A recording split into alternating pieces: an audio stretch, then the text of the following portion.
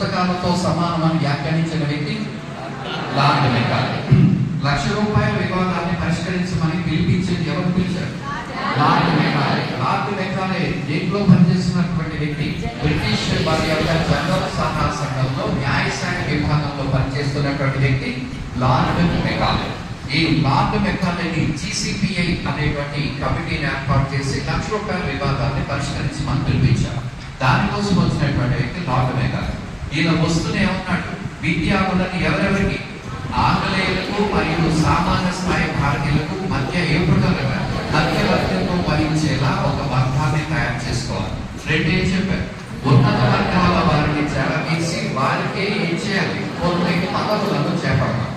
ఇలా కొన్ని పదవులను ఇవ్వడం ద్వారా భారతీయుల దగ్గర నుంచి ఏం నిరోధించచ్చు, తీర్పువాదం చేసేసి భారతీయులను రంగులోనూ రక్తంలోనే భారతీయులుగా ఉంచండి, కానీ మీ యొక్క తెలివితేటలు